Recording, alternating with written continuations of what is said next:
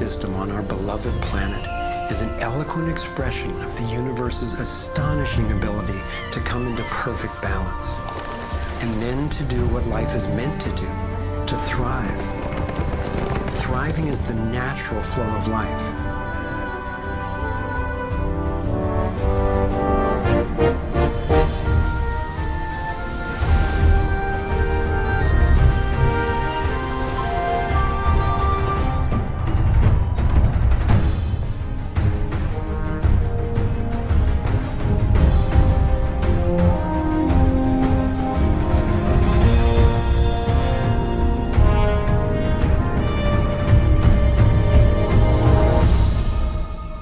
Consider what is surely one of the greatest wonders of all, how a tiny egg and a single irrepressibly plucky sperm can unleash a process that brings forth in the end another one of us.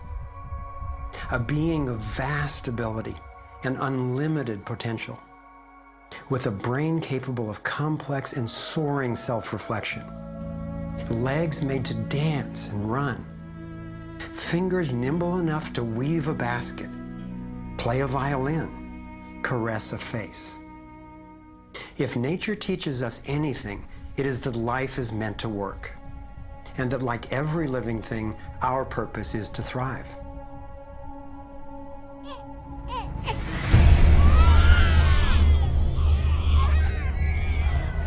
And yet, for the majority of people on the planet, life is not about thriving. It's about surviving, just trying to hang on. Is this really the best we can do? Did the universe labor for nearly 14 billion years only to bring forth a species that would end up as an enemy to life itself and to its own home? I don't think so. My name is Foster Gamble, and I have spent nearly a lifetime trying to figure out what happened. What is happening that could account for the staggering agony and deprivation on this planet? As a young man, driven by the misery I saw and by my fear for our survival, I set out on a journey, seeking to answer questions like, is it even possible for humans to thrive? If so, why aren't we? My research led me to places I never expected to go, revealing surprising discoveries that seemed unrelated at first, but which turned out to be crucially connected, as you'll see. I found a code, a pattern in nature that's been embedded in arts and icons throughout the centuries. I believe this code holds the key to a new source of clean, sustainable energy that could completely revolutionize the way all people live. I came to understand how our economic system is rigged, and I found out what we can do about it. My journey revealed ways we can claim our power to create liberating, healthy systems everywhere on Earth. I have realized that we are not a mistake. We are simply mistaken. We've been blinded to our brilliance, shorn of our strength, ignorant of our genius, unaware of our true power and magnificence. But all that is about to change. I invite you to share with me the highlights of my unlikely journey. I've created this navigator to take us through time and space. Let me show you around. On this screen, we can access what I call our vitals. It's the critical data we don't get from the corporate media, which in the US has consolidated from 50 companies down to 5 in just over 25 years. We'll use this to check on how we're really doing. The right screen tracks how to chart a healthy, sustainable course for living on planet Earth. I call these the navigating insights. And this will be our compass. Instead of a needle seeking north in our Earth's magnetic field, our compass is the shape of the field itself. And that shape, as you will soon see, has amazing technological and social ramifications. After a lifetime quest, I've come to believe that this pattern actually holds the key to a world that works for everyone. So let's go.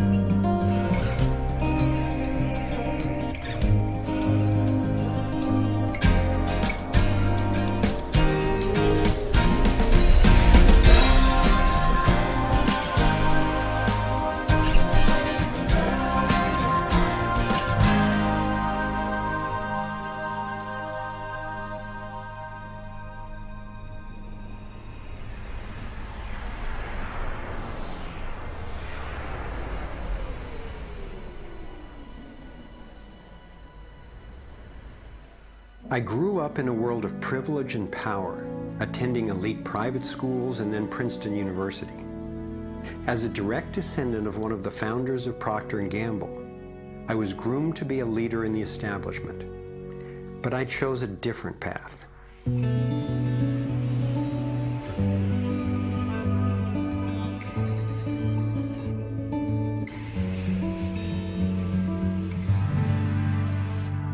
I began to wake up when I was in elementary school. Adults were teaching me that the way to protect myself from a nuclear explosion was to duck under my desk and cover my head. That's when my serious questioning began. A couple of years later, I had a direct experience of universal energy. It happened one day when I was riding on a school bus, gazing out the window. I had a vision of a whirlpool pattern, and I just knew that the flow of energy I was seeing was the same in an atom as in our entire solar system. I felt deeply that I, too, was somehow made of that same pattern. This vision was what originally got me into science, into trying to figure out how the universe works and how we humans fit into the overall pattern of life energy. Years later, I learned that the pattern I saw is known by some in the scientific world. It turns out that in 1921, Albert Einstein got a Nobel Prize for discovering that when energy is released in the universe, there are little packets of wholeness that emerge. This pattern actually tells us a lot about how life evolves. Considering the enduring wonders of creation throughout the universe and how unsustainable so many of our human systems are, I figured learning how the universe creates and sustains life would actually be quite useful. Each of these little packets of wholeness that Einstein discovered, called a quantum, is made out of its surroundings but is distinct within it, like a whirlpool in water. These packets are always the same pattern, no matter what size, and they are surprisingly relevant to issues as seemingly disconnected as the wars in the Middle East, the global financial collapse, and how to achieve justice for everyone. We're about to explore how. Mathematicians call this pattern the torus. The energy in a torus flows in through one end, circulates around the center, and exits out the other side. It's balanced, self-regulating, and always whole. I was first officially introduced to the torus by scientist and inventor Arthur Young. Futurist Dwayne Elgin explains how the torus is the primary pattern that nature uses for life at every scale. Evolution means to unfold, to roll out. So the question is, what is the universe rolling out? And what the universe is rolling out is self-organizing systems, and you can see this at every scale. A self-organizing system is a technical term for just a system getting a hold of itself, knowing itself, essentially. And if we go to nature, we can look at and we can see these self-organizing forms throughout. We can see it in the cross-section of an orange, the cross-section of an apple. We can see it in the dynamic nature of a tornado. We can see it in the magnetic field around the Earth, a similar magnetic field around an individual. We can see it in the structure of an entire whirlpool galaxy. We can see it in the structure of a small atom. At every scale, throughout its entire history, the universe has one single project. It's growing toruses. The universe is a torus growing factory.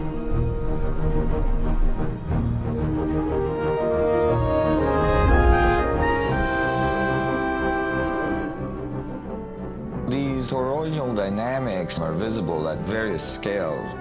One of them is at the galactic level, which are huge spinning structures with billions of stars in it.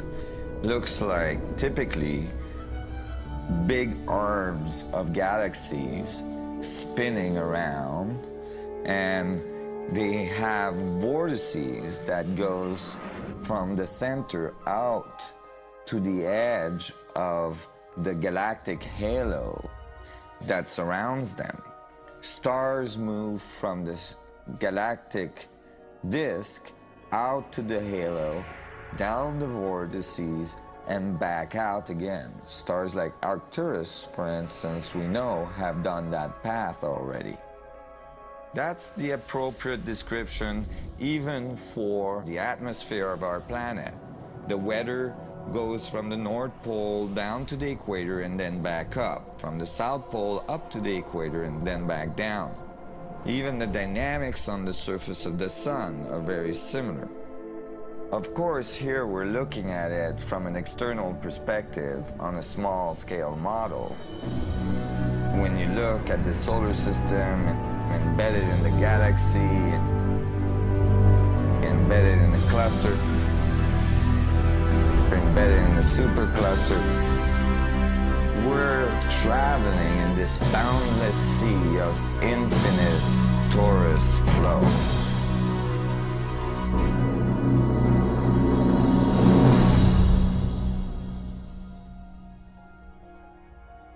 The torus is like the breath of the universe. It's the form that the flow of energy takes at every scale of existence. But there's also an underlying structure in how the flow fits together, sort of like a skeleton. It's called the vector equilibrium, a term coined by one of the 20th century's greatest thinkers, Buckminster Fuller. Inspired by Fuller's visionary work, I spent decades researching the dynamics of the vector equilibrium and the torus. I became so excited by the potential of the toroidal energy form that in 1997 I co-founded a multidisciplinary think tank called the Sequoia Symposium to study the pattern and explore its applications.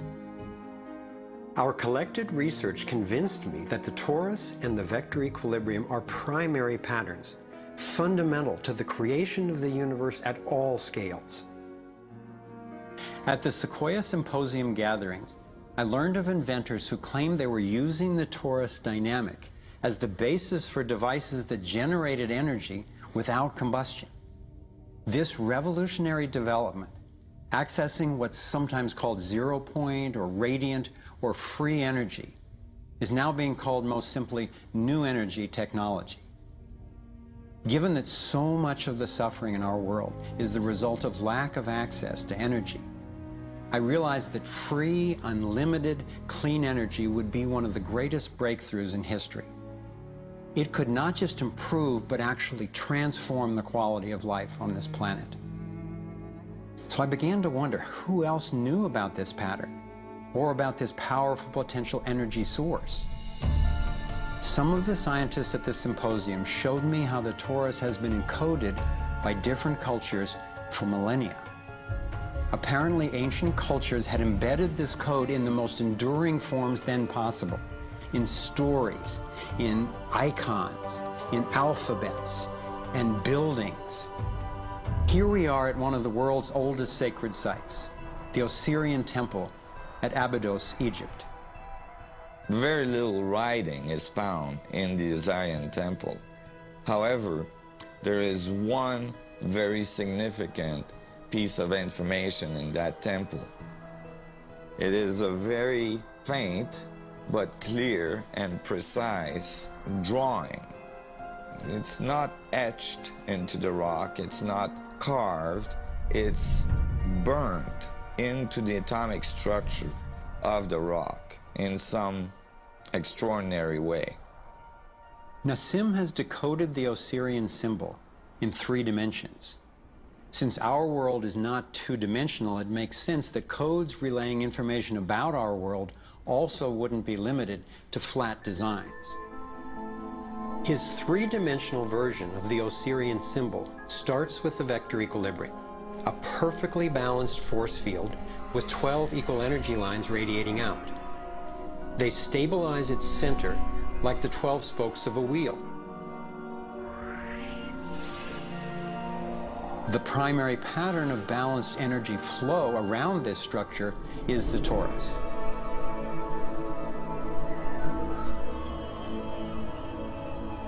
Here we expand to the next larger scale with a total of 64 pyramids called tetrahedra.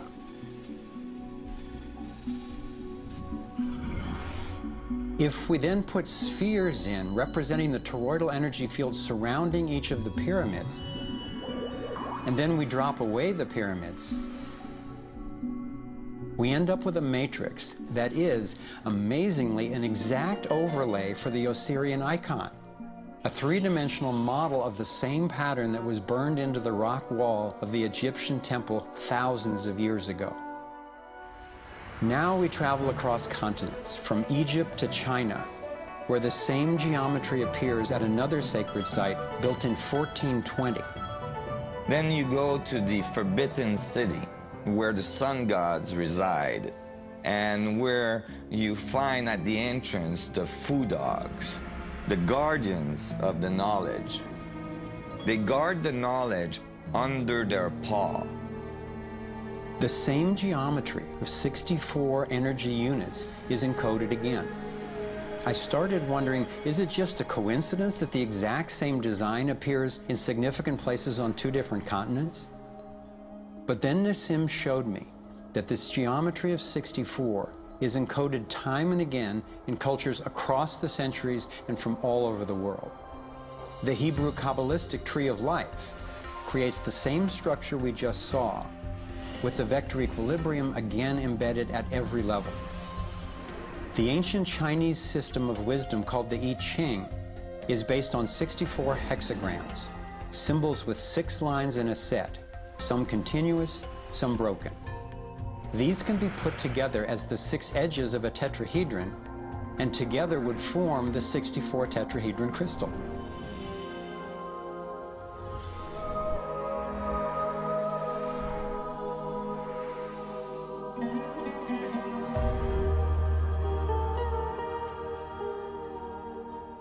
This same pattern shows up in modern scientific research. The double helix has an alphabet of 64 codons that are used to encode our human DNA. I had seen that there was advanced knowledge of the living geometry of the universe thousands of years ago, but how on earth did they know about it? Most of the stories of ancient Egypt and Mayan and Incas talk about sun gods coming to the earth and teaching them engineering and writing and all of their science. I started to wonder if all these sun gods were not advanced civilization coming from another part of our galaxy. These texts and many ancient cultures describe them as coming in flying boats, or in the Vedic tradition, flying machines, and so on. There is many mention of these sun gods coming through time.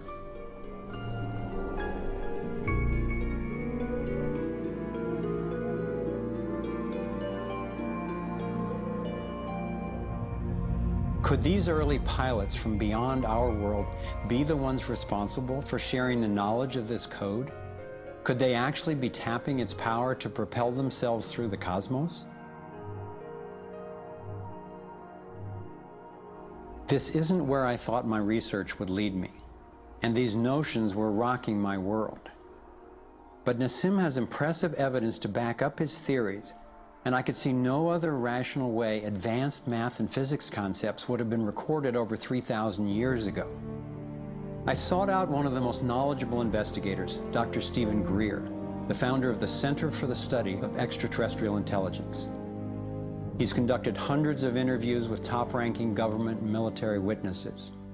And so when we talk about extraterrestrial intelligence, we're talking about civilizations that have reached the point of being sentient like we are, but whose technologies and perhaps social capabilities are such that they've been able to become interstellar or interplanetary civilizations. And when you look at the fact that the most conservative estimates are in the Milky Way galaxy that there are at least 10,000 Earth-like planets that have intelligent life on them, and that at least half of them are likely to be as advanced or more than ours.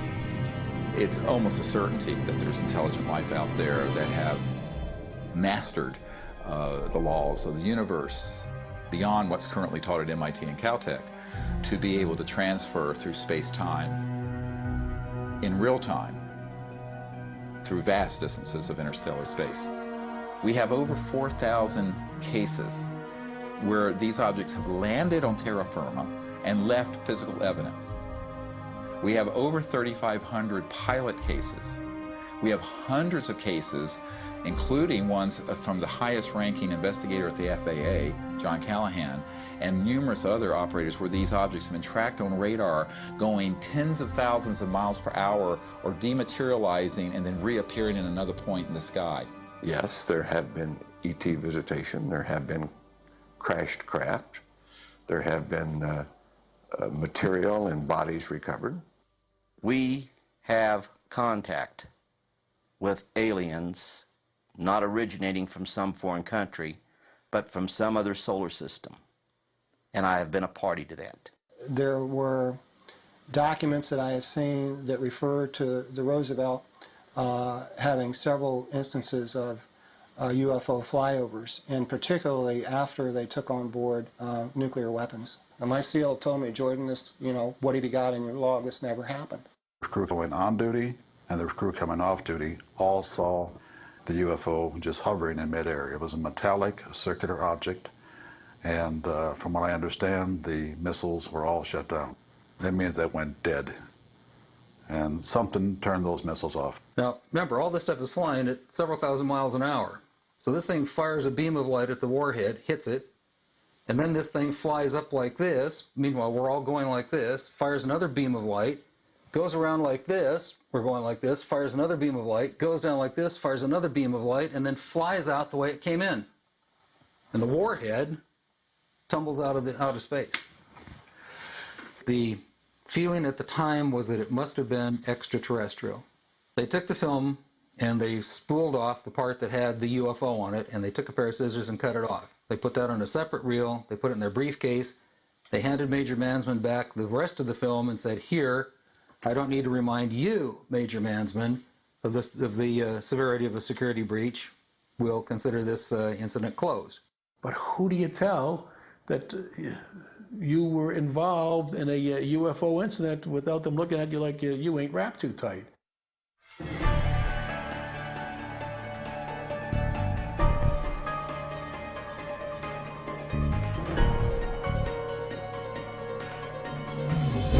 Out of all of the evidence for the existence of UFOs, one extraordinary phenomenon continues to astonish and inspire me.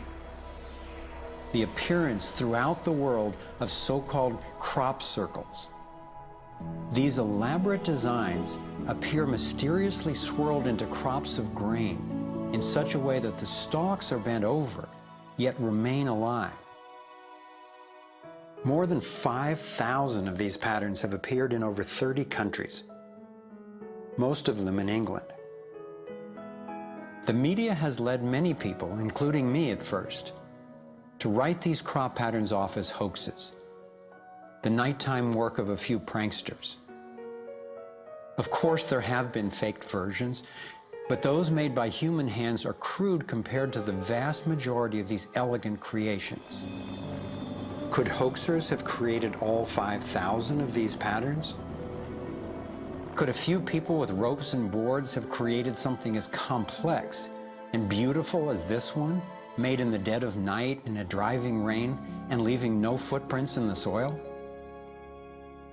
The electromagnetic field over the area where the crop's been laid down to create the image is often electrostatically charged. Some of these areas are littered with strange magnetic particles. One of the most amazing crop designs is not a circle, but a rectangle that seems to be a direct response to a message sent out into space in 1974.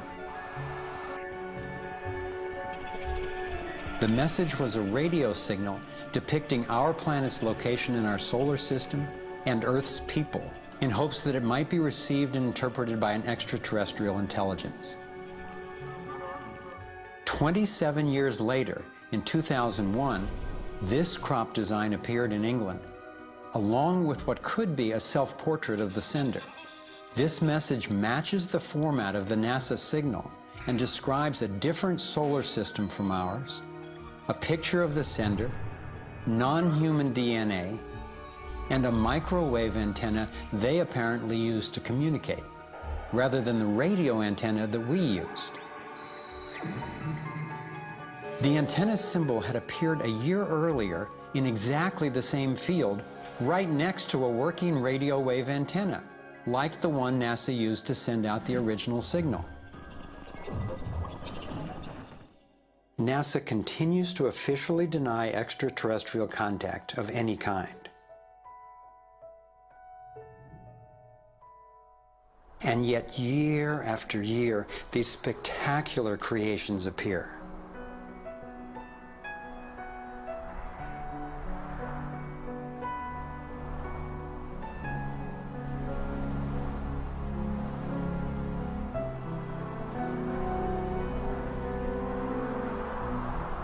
So what might these remarkable designs mean? Here are some two-dimensional versions that seem to be revealing the torus in 3D.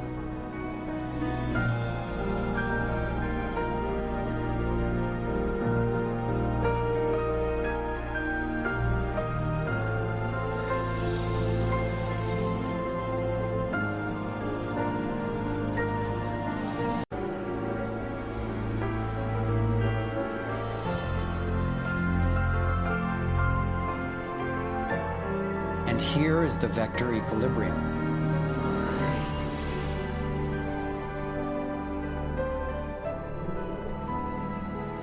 And the related pattern of 64 that we saw encoded in the arts of so many ancient cultures.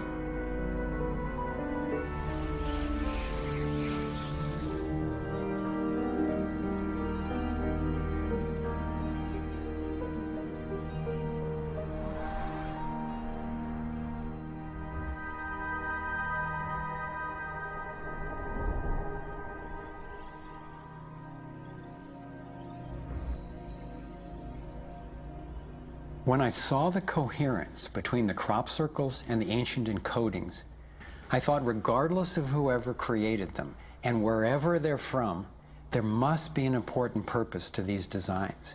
They're so coherent. I've come to believe that the pattern of the torus and the vector equilibrium, especially in the form of the 64 tetrahedron crystal, is showing us how energy works in the universe so that we can learn to align with it. I believe that they're giving us a model for accessing energy in a clean, safe, and limitless way, and a new means of propulsion. What more important message could there be to get to us, and especially now, from their perspective, as we're beginning to extend our careless reach beyond our planet? I got further confirmation of this notion when I met Dr. Jack Kasher, a former professor of physics at the University of Nebraska, who has also researched UFO phenomena. Presenting at a Sequoia symposium, Dr. Kasher showed a remarkable series of drawings by a woman named Lane Andrews, who claimed to have been invited onto an extraterrestrial spacecraft. I was startled to see her detailed sketches of the toroidal energy field that she said propelled the vehicle and protected the passengers. I subsequently interviewed James Gilliland. James has many hours of UFO footage from his ranch near Mount Adams in Washington state. He also claimed to have gone on board an alien spacecraft. What blew my mind was that he had never met Lane Andrews and had no knowledge of her experience, yet he described a phenomenon that was amazingly similar: numerous ships with spinning rings of light. Could it simply be coincidental that James and Lane described the same torus dynamic, and that both of these people have been harassed extensively by government and military agencies? To some, the idea of UFOs may sound crazy, and yet from another perspective, it is completely plausible. The Earth is about 4.5 billion years old. That's 4,500 million years old. What if there's another planet that's almost exactly like us? Almost exactly. 4,501 million years old. They're a million years ahead of us. And on a galactic scale, they're almost our twin brothers. So where are we going to be in a million years? We'll have solved all these problems, and there's another way, whether it's wormholes or warping space. There's got to be a way to generate energy so that you can pull it out of the vacuum. And the fact that they're here shows us that they found a way. This is a major shock to the human system that is in process. I understand why people in our generation, people who aspire to positions of political leadership, etc., never dare go near that question, because it's a worldview challenge. It's a fundamental worldview challenge. So here we are, a relatively immature species struggling with possible self-destruction. If aligning with the torus does hold the key to a new form of clean, safe energy access, imagine the implications. This could be the most important technology breakthrough of our times. So who wouldn't want to have an energy source that's unlimited and freely available?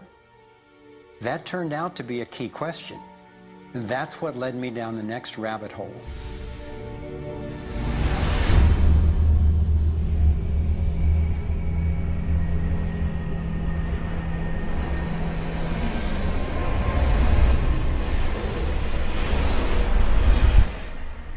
It turns out that scientists as far back as the early 1900s have been developing alternative ways to access electricity without combustion.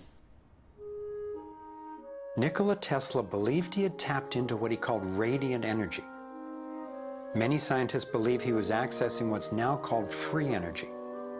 But before Tesla could finish the project, his financier, banker J.P. Morgan, who had a monopoly on the copper used for electrical lines, recognized how Tesla's invention could transmit electricity without wires. He then shut down Tesla's funding. Tesla's lab was burned down and he was ostracized, all for trying to implement his vision of unlimited energy for everyone.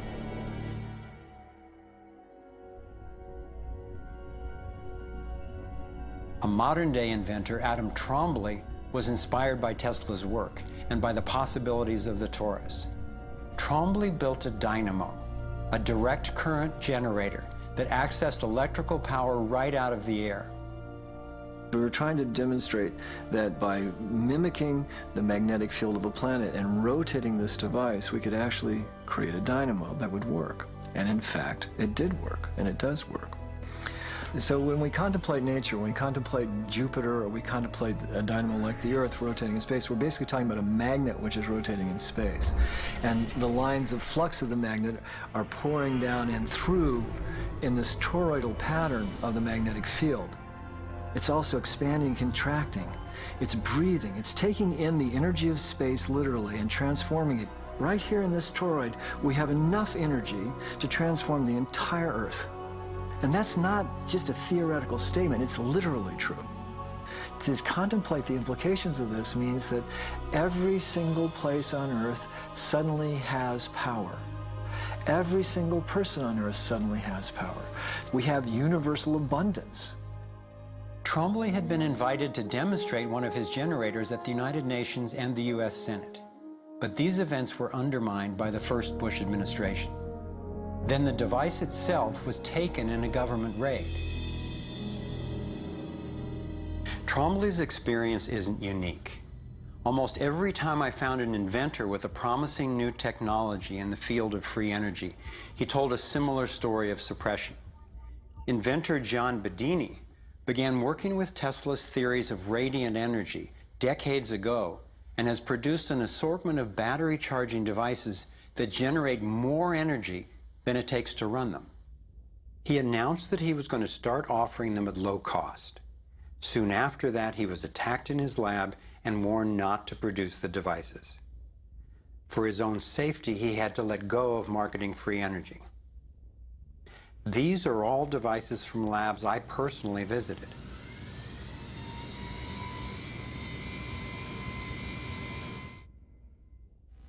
Now,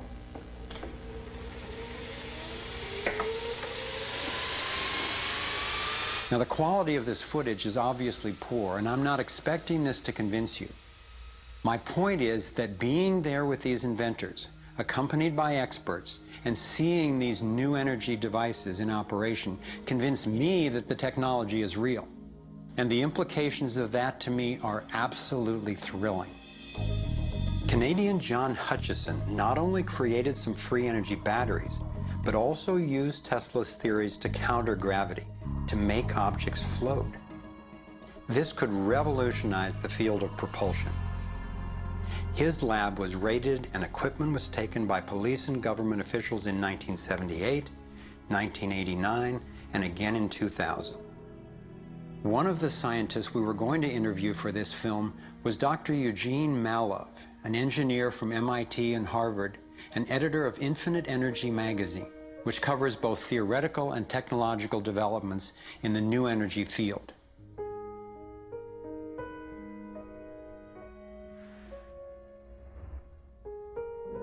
Dr. Malov was mysteriously beaten to death in 2004.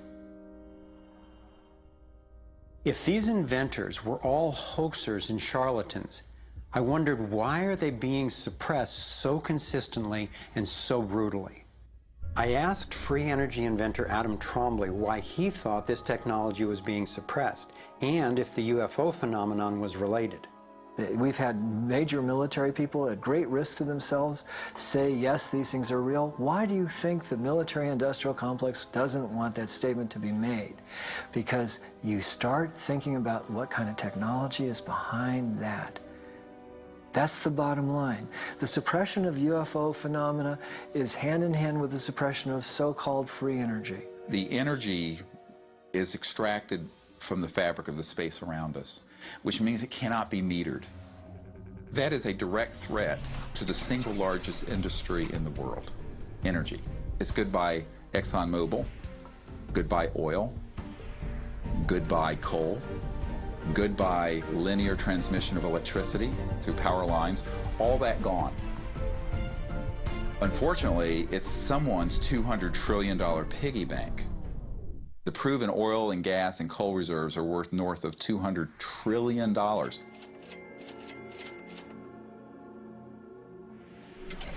This information coming out would completely change geopolitical power more than anything since, well, in recorded human history. And it would happen in a generation. I started to examine the breakthrough solutions, and much to my surprise, these concepts have been proven in hundreds of laboratories throughout the world, and yet they have not really seen the light of day.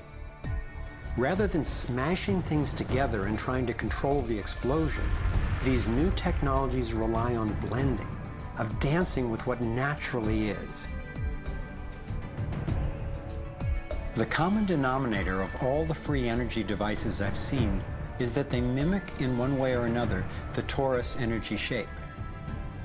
You don't have to believe in free energy technology to be concerned about the repression of ideas and inventions. I found myself thinking, what better way to justify our dependence on oil, coal, nuclear, and other dangerous and dirty technologies than to claim there are no better, cheaper alternatives? It was my beloved wife and creative partner, Kimberly, who kept bringing me back to the human implications of my scientific research. For me, as intriguing as the torus and ETs and free energy are, the most compelling question was, would understanding these things really help alleviate human suffering in any way? And it turns out it can. So much of the pain on the planet has to do with the lack of access to energy. Can you stay warm? Can you get food and water? Can you get hospital care? All that has to do with energy access.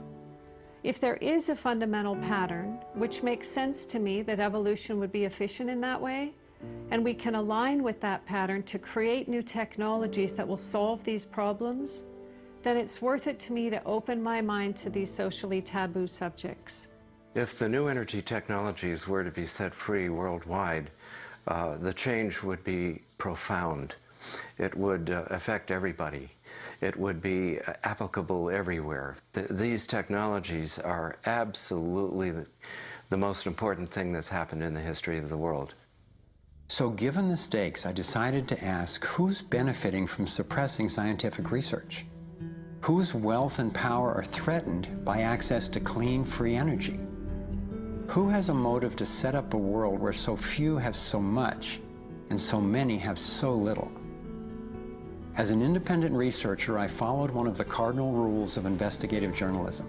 If a story doesn't make sense, follow the money.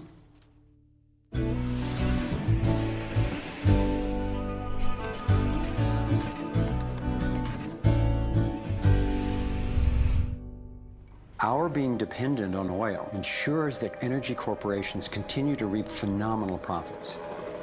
I see them committing huge resources to undermine energy alternatives, to control global reserves, and to maintain high oil prices.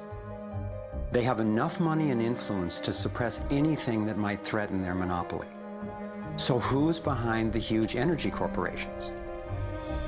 The Rockefellers' oil empire got started in 1870 when John D. Rockefeller founded Standard Oil and became America's first billionaire. Standard Oil has since morphed into ExxonMobil and others. And the Rockefellers control our food as well. They were primarily responsible for the global shift to large-scale petroleum-based agriculture. I remember the so-called Green Revolution of the 1960s and 70s. Like most people, I thought it was a great thing. It was, however, based on the planting of huge plots with a single crop using vast amounts of oil-based fertilizers, herbicides, and pesticides. The Green Revolution was the brainchild of the Rockefeller Foundation's Natural Science Division in partnership with large agricultural corporations. Petroleum-based agriculture provided vast new profits for the oil industry, but never lived up to its promises of ending hunger and promoting health. The Green Revolution did at first increase productivity because every bit of soil was being used for immediate production. But its true costs can now be seen. Taxpayers pay billions in subsidies to giant agribusiness corporations. Small family farms have all but disappeared. Biodiversity is destroyed. Toxic chemicals poison farm workers and pollute the land, water, and our food supply, endangering the health of us all. As of 2010, approximately 1 in every 7 people worldwide did not have enough to eat. The giant corporations who had brought us chemicals for chemical industrial agriculture, and they were talking about 3 instruments to consolidate the food chain. The first was genetic engineering as a way of control. The second was patenting seed and patenting life as a way of control, declaring seed to be private property, treating the saving of seed by farmers as a crime, as a theft of intellectual property.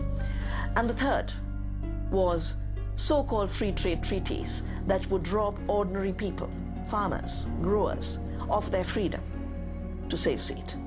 The design of terminator technology to create sterile seed in order to impose even more dependence of humanity on a handful of corporations is the ultimate step in this.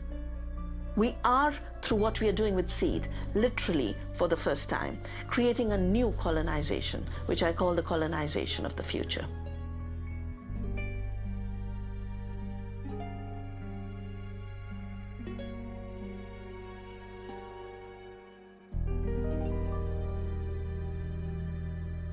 So in 2 crucial areas, energy and food, the same elite banking families and their corporations have taken control, and the consequences have been devastating. For me, it was overwhelming at first to discover such a monopoly of influence, but I knew it was important.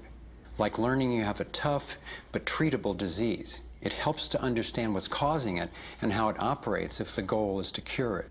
So I continued my investigation. If oil and food are controlled by the big banking families, where else does their influence show up? As I followed the money, I began to see this same pattern of control in just about every area of our lives. and I always found the same families in charge, either directly through their banks and corporations or indirectly through their major foundations. Again, it was the Rockefellers who created the National Education Association with help from the Carnegie Foundation and later from the Ford Foundation. What the captains of industry wanted from our schools was an obedient and docile workforce who would be manageable employees and eager consumers. Schools are to establish fixed habits of response to authority. That's why it takes 12 years. You're to respond reflexively when anyone in a position of authority tells you what to do. Like education, health is yet another area dominated by big money and corporations. The American Medical Association, for example, is largely funded by the Rockefellers, who use their funding to influence AMA research and decision-making. The average MD in 4 years of medical school takes one course in nutrition, 2.5 hours in many cases, and the materials used, the curriculum materials, are supplied by the National Dairy Council and the National Livestock and Meat Board and other industries, including the Sugar Association, with products to sell that actually undermine our health in the first place. Unfortunately, the way the system of medicine is set up, medical education is primarily funded by pharmaceutical companies. So there's a motive to make and sell as many drugs as possible. It's also a very time-effective way of making money for the physician, for the pharmaceutical company, for the whole medical establishment. But it's really perpetuating the problems it was meant to alleviate. Side effects may include nausea, dry mouth, and constipation. Decreases in white blood cells, which can be serious. Sexual side effects, diarrhea, nausea, and sleepiness. Can lead to coma or death. How far will these forces go to make a profit? Would they actually suppress cures for diseases the way they've suppressed free energy technology? Sadly, my research has shown me the answer is yes. One well-documented example is the case of Dr. Royal Rife. In the 1920s, Dr. Rife invented the most advanced microscopes of his time. He also developed a new technique he called coordinative resonance, which was apparently able to destroy cancerous tumors as well as viruses. In 1934, in clinical trials affiliated with the University of Southern California, Rife's treatment was tested on 16 terminally ill cancer patients. Within 3 months, they were all successfully cured. Soon after, a lab testing Rife's technology was burned down and a frivolous lawsuit was filed. Through the efforts of Morris Fishbein, head of the Journal of the American Medical Association, Rife was essentially shut down and ruined, his brilliant and promising work all but forgotten. It was really hard for me to consider that someone might actually be suppressing cures. And cancer has run through my family like a raging river. I found out that it's all about patents. If a pharmaceutical company can patent and make money from treatment, especially one that we have to keep on using, then that's what we get. Otherwise, we don't even hear about it. It's not just Rife who got shut down. Reen Case had an old Indian Ojibwe formula that was effective. Harry Hoxsey and Max Gerson had natural remedies that worked. But you know, if you go and you look them up, the AMA makes them sound like complete quacks. And that's where following the money has been so helpful, because the same powers who control the AMA and their research and funding control the pharmaceuticals. So there's a multi-trillion-dollar financial incentive to suppress cures that can't be patented.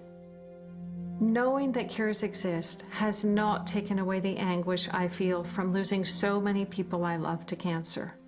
It's given me something really satisfying to do with the pain. And I believe when we take the love and devotion that we have for everyone who's died and who will die unnecessarily, and direct it to developing and getting these cures out to people who need them, we can break this cancer legacy and heal.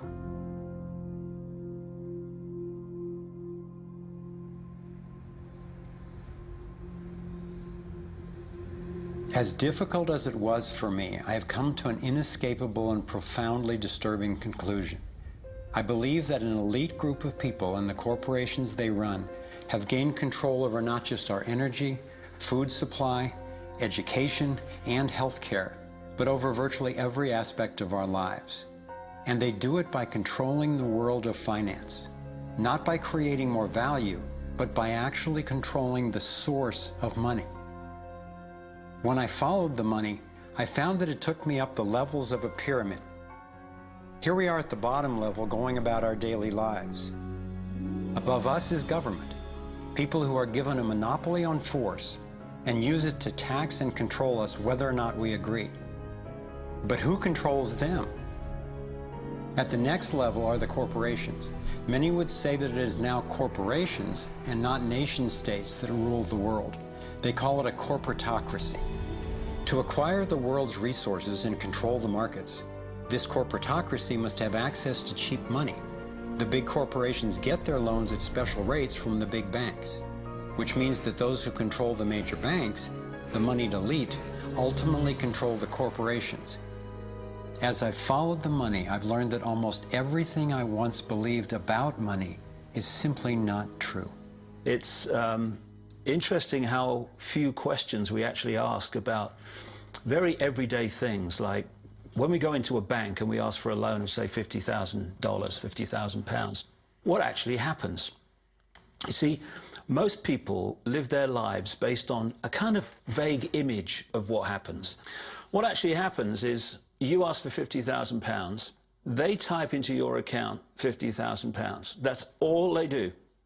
They don't mint any coins, they don't print any money, they don't move any precious metal anywhere. They just put £50,000 into your account on a computer screen. From that moment, you start paying interest on money that has never, does not, and will never exist. It turns out that banks actually have about 9 times as much money loaned out as they have on reserve in their vaults. This is possible because of what's referred to as fractional reserve lending. The way it works is that the Federal Reserve, or the central bank in any country, is legally allowed to determine the amount a bank must have on reserve. In the US, it's currently around 10%. So if you deposit $10,000 into the bank sets aside 10%, or $1,000, and then loans out the rest of your money. The way it works is, say another person comes into the bank and asks for a car loan of $9,000. At this moment, the bank loans out the $9,000 from your original deposit. It isn't there anymore. The borrower then pays the person selling the car, and they go deposit the money into another bank, which is part of the same central banking system. This $9,000 is treated as a new deposit, and the process continues. The money gets redeposited and reloaned until the initial deposit of $10,000 becomes $100,000. The banking system just created $90,000 by loaning out your money.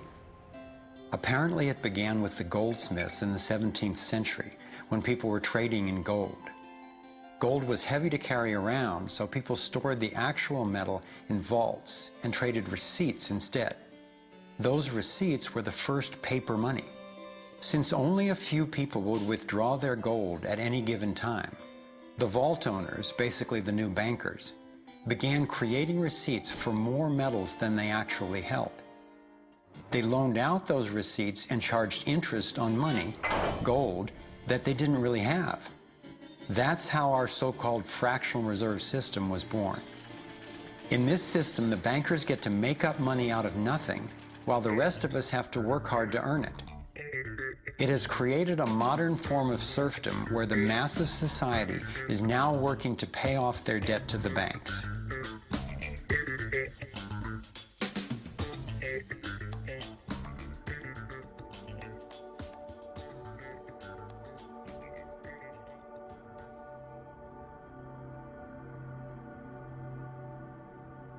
Under this fractional reserve scheme, we inevitably become debt slaves to a ruling class of financial elite, not because they are better or smarter than anyone else, but because they have rigged the system to benefit themselves at the expense of most people on the planet. Catherine Austin Fitts is an expert on this issue. She was an Assistant Secretary of Housing and Urban Development under President George Bush Sr., and then an advisor to the Clinton administration. Let's set up a game of Monopoly, and you want to buy Park Place. What I can continually do is just print money, give myself more money, lower the value of your money by printing more. No matter how hardworking you are or how successful you are, I can always end up buying you for free. So how come if you or I make up money, it's called counterfeiting, but if the banks do it, it's increasing the money supply? How did the banks get this power?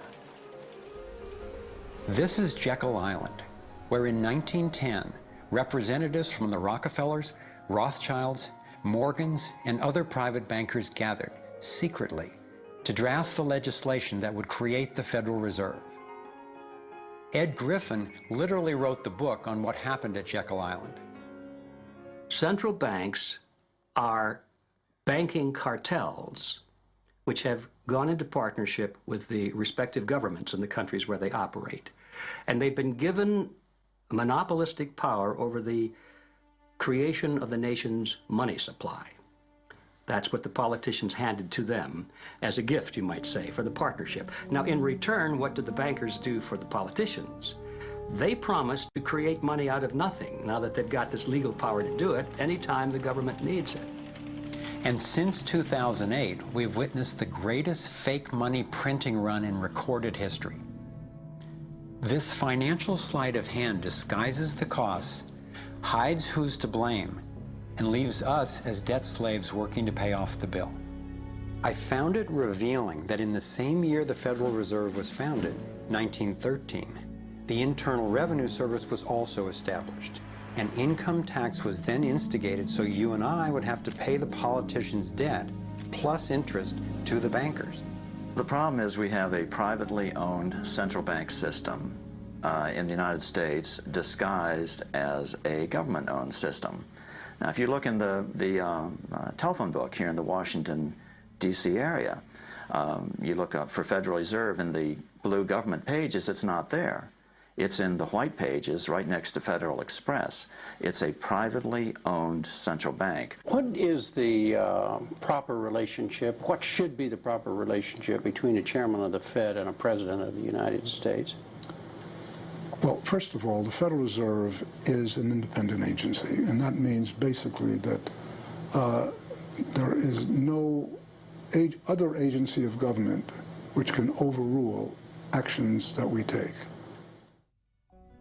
There is no other agency of government which can overrule actions that we take.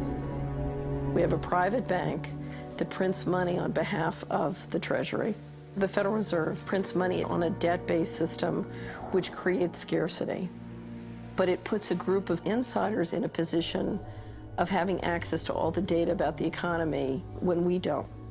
So you have a small group of bankers who understand the data on how the money works in the economy, and it gives them the ability to print money in a way that the insiders are protected and everybody else is drained. Catherine went on to compare a healthy economy to a vibrant torus, balanced, freely flowing, and energized throughout, in contrast to what's happening in our current economy. What you have is a system that's very dynamic, and it's trying to optimize. But intertwined in the core of it, you have a tapeworm. The way a tapeworm works in your body is it injects a chemical into your body that makes you crave what's good for the tapeworm and bad for you. You have a parasite that's very much manipulating and engorging itself at the expense of the whole. We live in a tapeworm economy where the financial elite are the tapeworm and they're feeding on us. And they don't like it when people blow their cover. After Catherine began exposing government corruption at the highest levels, the FBI raided her company and seized its assets. She was dragged through the courts for 10 years before being found innocent. So we've got the Federal Reserve, a privately owned corporation with a monopoly on creating money, but with no accountability. backed up by a government with a monopoly on force. The country got sold on the Fed as an institution that would help stabilize the economy and remain independent of politics. But in fact, in close to a century of existence, the Federal Reserve has done just the opposite. Since they took charge, we've been robbed through inflation, and the purchasing power of the dollar has declined more than 96%. And the wealth gap makes it clear most of the money is going to a very few.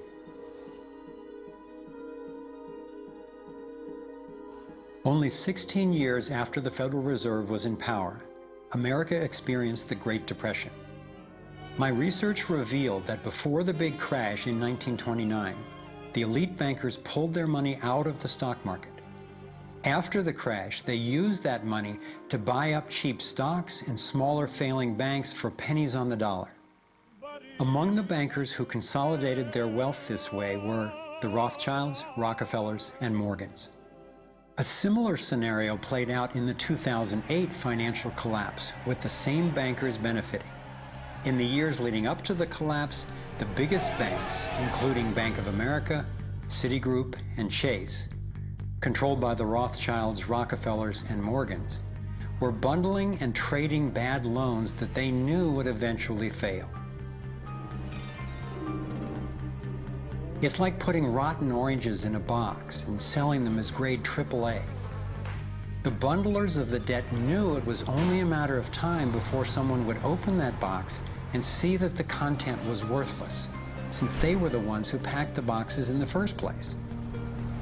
When the rotten oranges, what we hear about as unsound loans, derivatives, and credit default swaps, were finally discovered, everyone was impacted.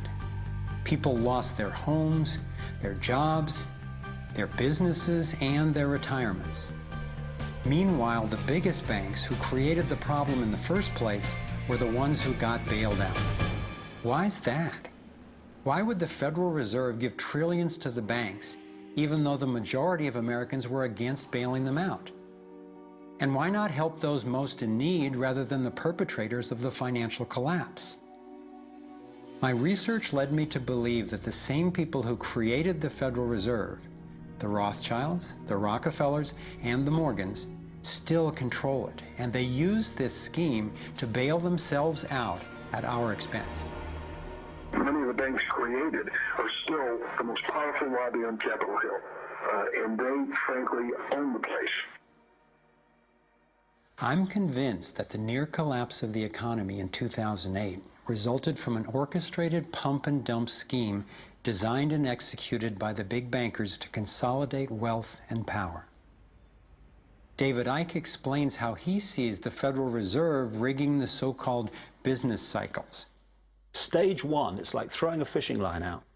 Stage one, you put lots of money, units of exchange, into circulation. You do this by pushing interest rates down, by making lots of loans. This is the part of the cycle we call a boom. Because there's lots of units of exchange in circulation, there's lots of money changing hands. That generates lots of economic activity. That generates jobs. And as more and more money is spent, there's more demand, so companies take out more loans of fresh air money to increase their production. People get confident in their everyday lives. Hey, you know, I work for this company, they've got lots of orders, it's really going great, my job's safe, I tell you what, we can have a bigger house. Then they start to change it. What they do is they pull the fishing line in. They push interest rates up. Now, fewer people, are taking out loans, and they make the criteria for having a loan from the bank stronger anyway.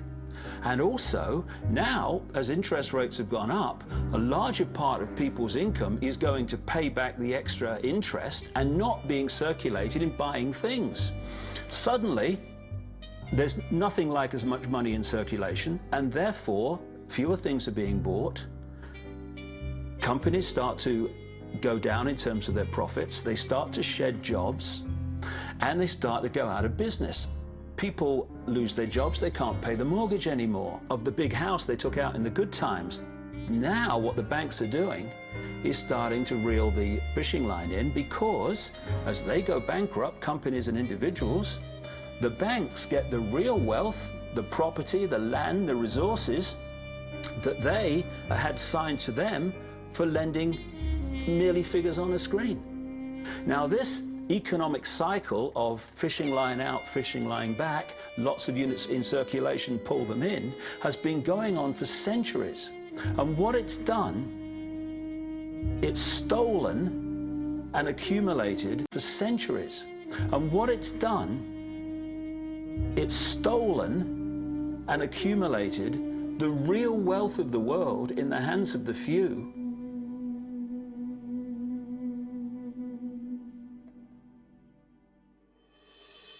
At the international level, central bankers use the World Bank and the International Monetary Fund to make more money while exploiting the resources of countries they lend to, bankrupting them in the process.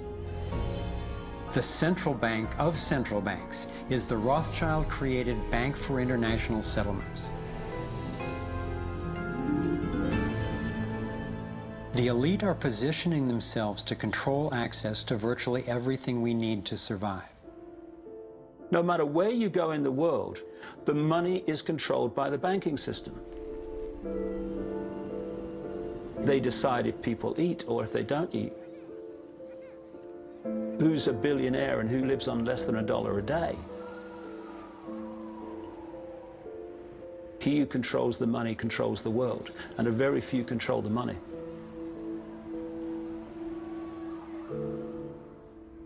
At this point, my view of the world had been turned upside down. I was struggling with the realization that the failure and suffering of so many is actually success and fulfillment for a few. The elite central bankers who fooled the world into letting them create money. They already have vast fortunes, so what is their end game? What is their ultimate agenda?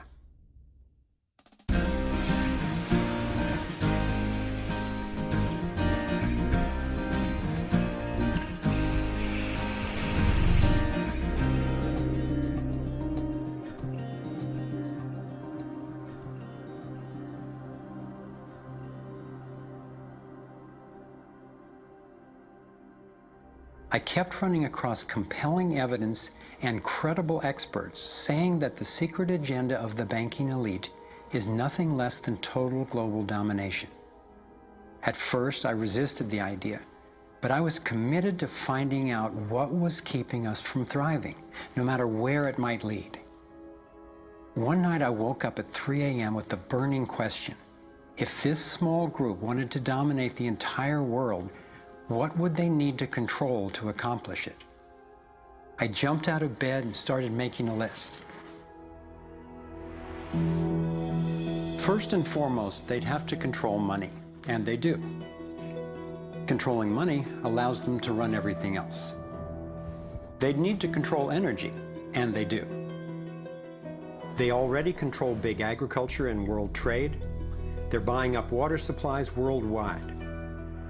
They've got health in their pocket, and they're trying to suppress natural alternatives.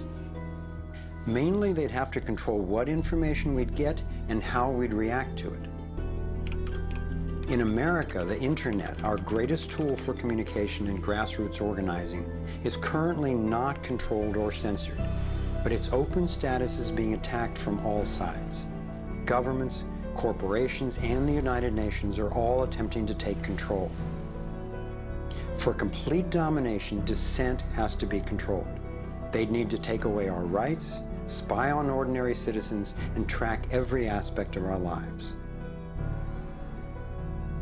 As the day dawned, I knew that a powerful elite had almost everything set up to rule the world. And I had the frightening realization that Big Brother is not just coming, he's here now.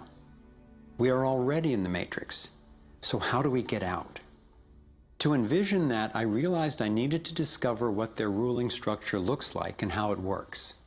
A relatively small group of families, especially the Rothschilds, Rockefellers, Morgans, and Carnegies, along with the Harrimans, the Schiffs, and the Warburgs, have been leading the controlling elite in the West for generations.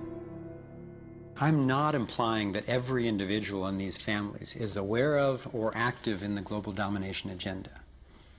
However, I'm convinced the heads of these dynasties control the corporate and banking interests that carry out the sinister scheme that is destroying so many lives. Those secretly driving the agenda have been known by many names. Leaked reports confirm that they meet throughout the world behind closed doors to discuss their agenda. Then, like clockwork, their plans begin to show up in the media, finance, corporate, government, and military arenas. Of course, not everyone involved in these groups is in on the decision-making. There is a hierarchy of knowledge and participation.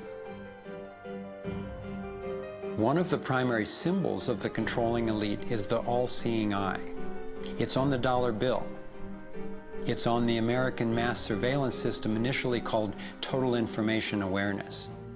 It's on the British intelligence agency MI5. And it even oversees the Supreme Court complex in Israel, designed and funded entirely by the Rothschilds.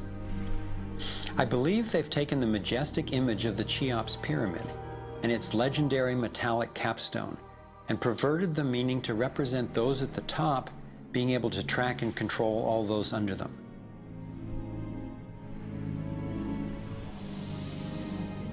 One of the painful ways this information has been used is by people who want to promote anti-Semitism. They wrongly call this a Jewish agenda and continue the ongoing racism that undermines and destroys so many lives. Let me be clear, this is definitely not a Jewish agenda. It's been documented that central bankers even funded both sides of World War II, as well as some of the corporations associated with Hitler's atrocities against the Jews. Since these people have more money than their families would need for generations, and since they have the power to create money, I don't believe wealth is their end goal. After you have all the material things that you could possibly want in life, what is left to excite you? And for many people, the answer is power, global power. They became intellectually elite.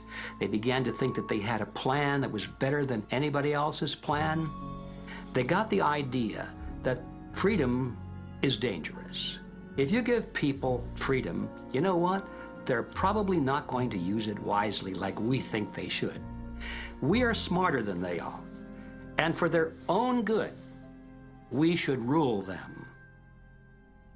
As I came to accept the idea of a ruling elite planning for total global domination, I began to hear these same people actually talking more boldly and publicly about it, only they call it the New World Order. When we are successful, and we will be, we have a real chance at this New World Order. It is a new world order with significantly different and radically new challenges. A new world order can be created. It's a great opportunity.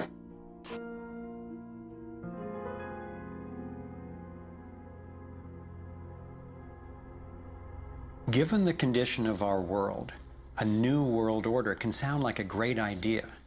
But I had to distinguish between what I was discovering about global domination, a one-world government run by an elite few, and the reality of our global interconnectedness, which is the realization that at a fundamental and even spiritual level, we are not separate, we are all connected. But the agenda for global domination is really the exact opposite.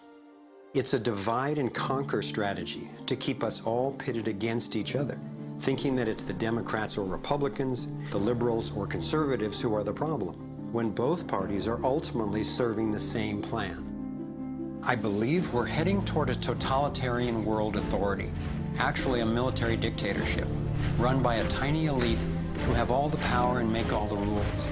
If they succeed, there'll be nowhere to run, nowhere to hide. Think about it. The whole notion of conspiracy has been so ridiculed that it's socially challenging just to consider it. And there's always a reasonable sounding story to explain any one incident on its own. I personally used to try to justify how the same people consistently ended up with more money and more control by thinking they must just be taking advantage of the situation, but not actually causing it. But after nearly a decade of putting the issues and the evidence together, I am convinced it is not random, and that a few very powerful banking elite families and their political and corporate partners do have an agenda to dominate and control the rest of us. Once I got the reality and the scope of the agenda, I really had to think, how much do I want to know about this? Do I want to focus on the worst of what human beings are capable of? I decided it is worth knowing who these people are and how their organizations operate, because on the other side of the rage and the sadness are clarity and strength, the power we have to focus our efforts effectively now that we understand what's really going on. The greatest prison that people live in is the fear of what other people think. What happened to me as a result of all the ridicule I went through is that I stepped out of the fear of what other people thought. And it's only when you do it that you realize what a prison you lived in before. And what it gave me was a personal understanding of how easy it is for a few to control the many. All you have to do is dictate the norms in society, what is considered right and wrong, moral and immoral, good and bad, sane and insane, possible and impossible. And you build what I call a hassle-free zone. And if you live your life within that zone of perception, belief, and what you say and think, then people will leave you alone because you're normal. Once you step out of that pen and you start to express your uniqueness, what the Illuminati have created is a whole human population of prison warders who are jumping on those that are stepping out of the norm. And it's interesting, when you get to the edge of that hassle-free zone in what you say and you think, you're not thinking, if I do, what about the head of the World Bank? What's he going to say if I do this? No. We're saying, what will my mother think? What about the guys down the bar and the people at work? What will they say? And what the Illuminati have done by creating the norms, they have created an absolute army of people to impose those norms on each other. Their grand strategy for global dominance is already being implemented. They are carving up the world into superstates that transcend national boundaries so that we are easier for them to manage. They have already established the European Union and the African Union. Politicians from the United States, Canada, and Mexico, under the title of the Security and Prosperity Partnership, have been working on the northern part of what could arguably be called plans for an American Union. This has been going on for years without citizen or congressional consent. A Pacific Union is already in process. This is the organizational chart for global tyranny, the structure for complete control. Here are two of the most powerful men in Europe talking about moving to a single world government. It is extremely important that we, in this new ownership of global governance, have, particularly on both sides of the Atlantic, the implementation of the same rules in the same fashion. 2009 is also the first year of global governance, with the establishment of the G20 in the middle of the financial crisis. On the international level, the central banking elite have put huge organizations in place to implement their policies, including the World Trade Organization, the World Health Organization, the World Bank, and the International Monetary Fund. John Perkins is a man who knows from decades of his own experience as a so-called economic hitman how the collusion of banks, corporations, and governments has taken over countries around the world. We use many techniques, but probably the most common is that we'll go to a country that has resources that our corporations covet, like oil, and we'll arrange a huge loan to that country from an organization like the World Bank or one of its sisters, but almost all of the money goes to U.S. corporations, not to the country itself. Corporations like Bechtel and Halliburton, General Motors, General Electric, these types of organizations, and they build huge infrastructure projects in that country, power plants, highways, ports, industrial parks, things that serve the very rich and seldom even reach the poor. In fact, the poor suffer because the loans have to be repaid, and they're huge loans, and the repayment of them means that the poor won't get education, health, and other social services, and the country is left holding a huge debt by intention. We go back, we economic hitmen, to this country and say, look, you owe us a lot of money, you can't repay your debts, so give us a pound of flesh. But as soon as one of these anti-American presidents is elected, one of us goes in and says, hey, congratulations, Mr. President. Now that you're president, I just want to tell you that I can make you very, very rich, you and your family. Get several $100 million in this pocket if you play the game our way. If you decide not to, over in this pocket I've got a gun with a bullet with your name on it in case you decide to keep your campaign promises and throw us out. Sell our oil companies your oil real cheap, or vote with us at the next UN vote, or send troops in support of ours to someplace in the world such as Iraq. And in that way we've managed to build a world empire with very few people actually knowing that we've done this. Like many people, I thought a conspiracy for global domination could not really work because basically people are just not that competent. I thought there's no way they could pull off such a scheme at the necessary level of control and secrecy. One of the false hopes is this is all happening because government is incompetent, and it's a giant mistake, and people really don't know. And of course, that's great air cover for the fact that the system really does know where it's going, and it's going where it wants to go, and it's being successful at it. Still, I wondered how could something that is so big and corrupt be kept secret? It's a simple structure, and if it wasn't simple, it wouldn't work. And it can be likened to a compartmentalized pyramid.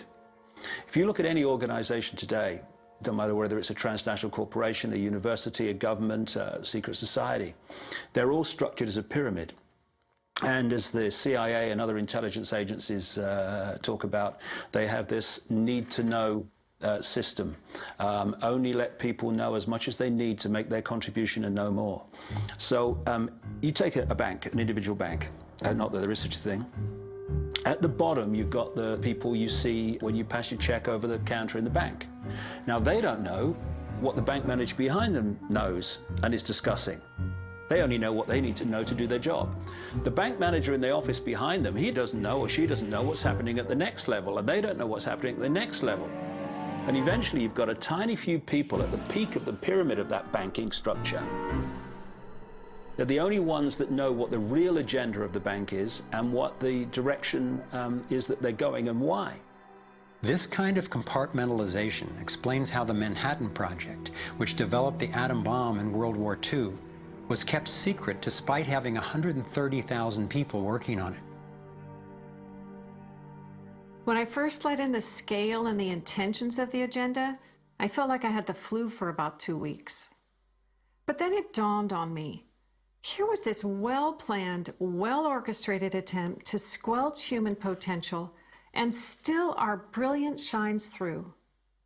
Even though we've been systematically distracted and repressed, people have come up with innovative, ingenious solutions to a huge number of the problems that we face. It's not our fault that we didn't recognize how organized and intentional this scheme is. It's our challenge. I looked at the kind of world the controlling elite have already given us, and I had to ask, what kind of world would we be living in if they had absolute and complete domination over everyone, everywhere?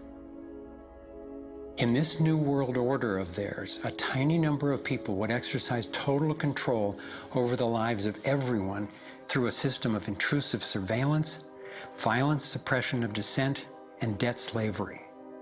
Imagine tiny islands of opulence surrounded by a sea of misery, where the mission of the military is to protect the haves from the have-nots. I've come to believe that their endgame is truly ominous. and that they will stop at nothing to continue implementing their plan. As difficult as it may be for Americans to accept, I'm now convinced the agenda of the global elite includes destroying the financial strength and sovereignty of the United States.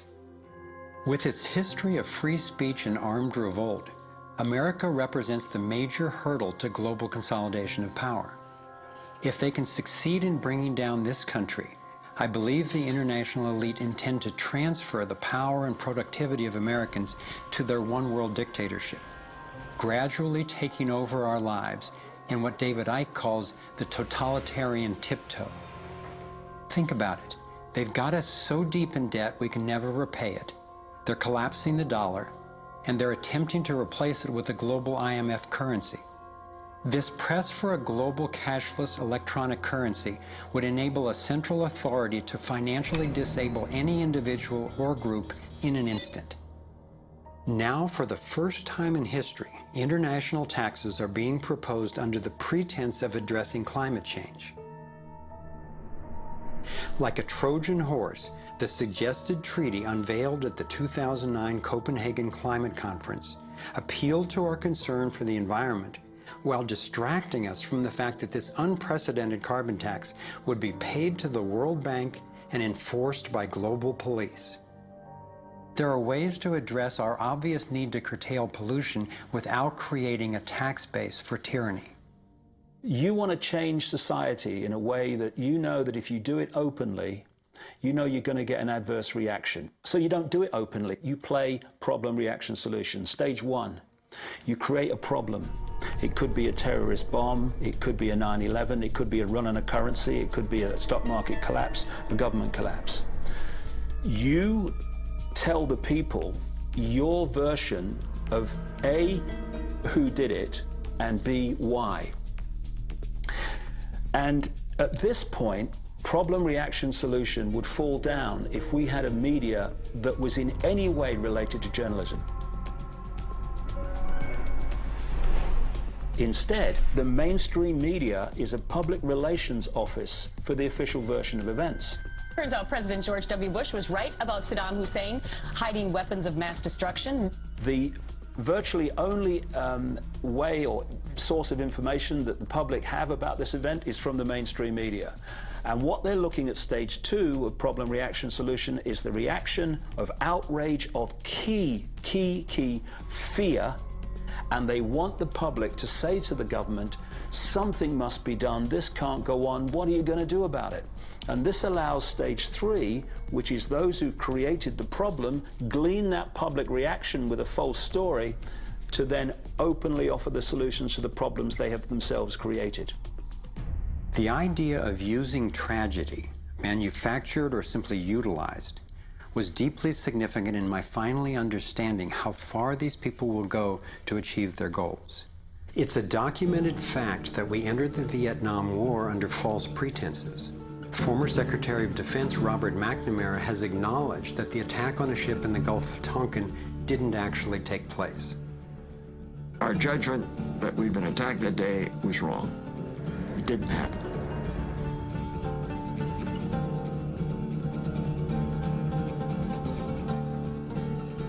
More recently, former President Bush used non-existent weapons of mass destruction as a pretext for invading Iraq. Tactics like this are sometimes referred to as false flag operations. An increasing number of people believe that 9/11 was a false flag operation by the global elite in order to set the stage for taking over Middle East oil and dismantling U.S. constitutional protections. There are lives in the balance. There are people under fire. There are children at the cannon. There is blood on the wire. There is blood on the wire. There is blood on the wire. There is. Most of what's needed for a police state is actually already in place.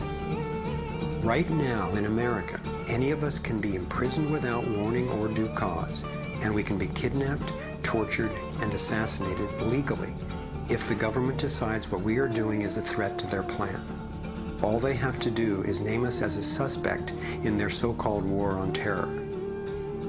We're being watched more and more. In 2010, there were 30 million surveillance cameras recording us in the US alone. When we demonstrate, we're now relegated to what are euphemistically called free speech zones. Zones for free speech? Every phone call and email we send is collected and archived and can be inspected at any time. Our driver's licenses and passports have computer chips implanted in them to track our every move. And now hospital patients are getting these same chips implanted under their skin. In fact, it was Procter & Gamble who developed these chips, initially for tracking their products.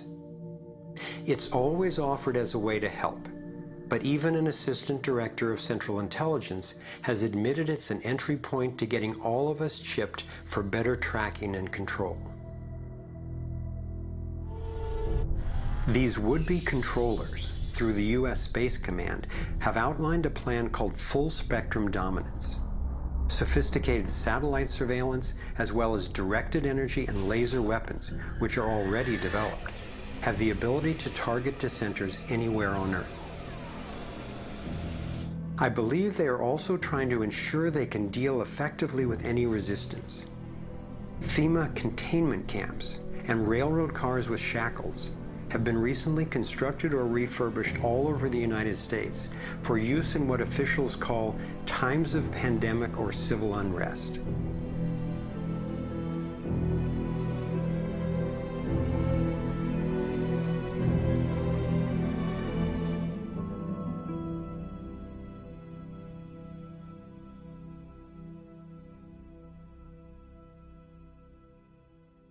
There's one more brutal realization about the global domination agenda that I need to share. This was a horrible one for me to grasp, but without it, this inquiry would be dangerously incomplete, and our solution strategies would be inadequately informed. In my research, I came across convincing evidence that their plan actually includes the elimination of the majority of the world's population. As sick as it sounds, it makes sense that they would be better positioned to succeed in their quest for absolute control if there are fewer of us to manage. Every time I've thought they wouldn't do that, I discovered I was wrong. I found startling documentation that eugenics is one of the core pillars of their plan. Eugenics is the practice where some people get to decide who's worthy to breed and who's not. Sterilization is one of the many insidious ways this covert plan is being implemented. In 1904, the Carnegies funded the first eugenics laboratory in Cold Spring Harbor, Long Island.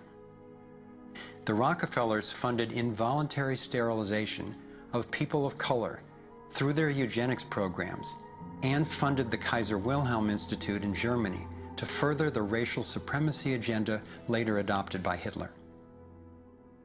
In 2007, the U.S. Department of Agriculture and Homeland Security funded a proposed project to aerial spray over 7 million people in urban areas of Northern California. After citizens organized against the plan, officials were forced to reveal that the spray included multiple toxins that can cause disease and disrupt the reproductive cycle. Fortunately, civil resistance stopped the project. The U.S. government has been caught over 30 times covertly experimenting with toxic chemicals on its own citizens, from soldiers, prisoners, and Native American reservations to entire towns and counties. Mass covert sterilization of women and girls, usually using secret additives to vaccines, has been exposed in Brazil, Puerto Rico, Nicaragua, Mexico, and the Philippines. These have been under the auspices of such programs as John D. Rockefeller's Population Council, the U.S. Department of Health, Education, and Welfare, where Nelson Rockefeller was undersecretary, and the Rockefeller-founded World Health Organization. Novartis and Syngenta, in cooperation with the U.S. Department of Agriculture and the Department of Defense, have field-tested a spermicidal strain of GMO corn that would render male consumers infertile. This was quietly announced as a contribution to the world overpopulation problem. The list goes on and on. Right now, global human fertility is plunging. I'm convinced that this is no accident. For me, being willing to consider and research a direct depopulation agenda was critical to my getting the whole picture and to generating responses that could be sufficient to the task we face. I know this may sound crazy, but imagine that it's 1932 and we're in Germany. If I told you that in the next decade millions of people would be exterminated, you would say impossible. No one would do such a thing.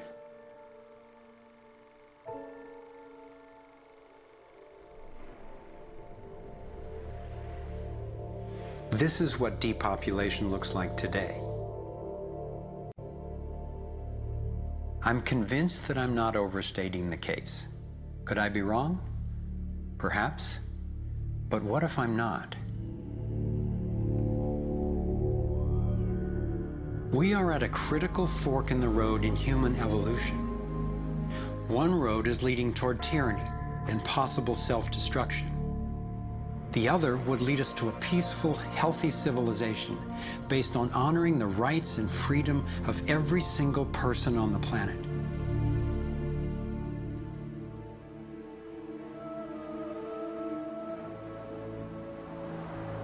To set off in this new direction, it's up to you and me to clear that road. The time has come to say, enough. There is another way. I believe that together we have the knowledge, the resources, and the solutions to meet that challenge.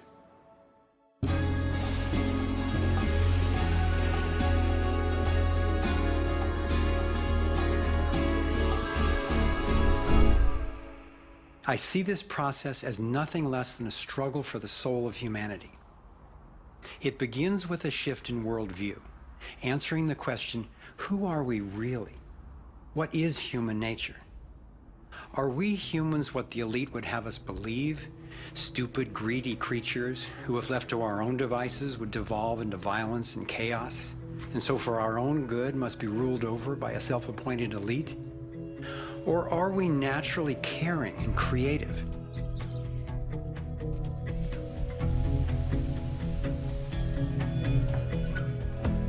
I believe when people are healthy and have what we need to survive, we can create a world based on integrity, freedom, and compassion. A world where everyone can thrive. Which of these two views will shape our future? That's our choice now. The agenda of the ruling elite is the product of a destructive worldview, based on their beliefs that there's not enough to go around, that some people are more deserving than others, and that their own safety depends on maintaining absolute control over the rest of us. In short, their worldview is based on scarcity and fear. But as powerful as they are, the architects of the New World Order cannot create their dreadful vision without our collusion. To stop them, to render their agenda obsolete, we have to wake up. We have to take action. This is like the last effort of a particular phase of civilization. It's its last gasp, really, and I often use the metaphor of the caterpillar becoming the butterfly, because the caterpillar crunches its way through the ecosystem. It's very destructive. It eats 300 times its weight in a day until it's so bloated that it hangs itself up and goes to sleep, and its skin turns into a hardened chrysalis. And then in its body you get these imaginal cells, biologists actually call them that, forming within the caterpillar's body. The caterpillar's body then actually becomes a nutritive soup for those cells. But what's important about that metaphor is that the old and the new coexist for a while. And it's the job of the caterpillar to preserve its life. It's a desperate government that we have now trying to control oil in the Middle East and wanting now to promote nuclear energy and all these things that they know better, but they have to play out the role of protecting themselves. It's their job. And if you love butterflies, you don't go around stepping on caterpillars. So we can't hate them. It doesn't do any good. But if you want alternative energy, you don't ask an oil economy administration to produce it for you. We have to produce it. We imaginal selves have to show that it's cheaper, more efficient, and more effective. Our job is to build the new world. If we had the vision and a worldview that says our crisis is a birth and everybody's needed and everybody will have more of what they truly want, you could turn this desperate world into a renaissance of human creativity and love. It may seem that the controlling elite has all the cards, but we have many advantages of our own. First, let's talk numbers. Very few people are consciously perpetrating the domination agenda. Most of those helping to implement the plan don't understand the full picture of what they're a part of. By my calculations, we outnumber the actual architects of the plan by more than 1,000,000 to 1 in the US alone.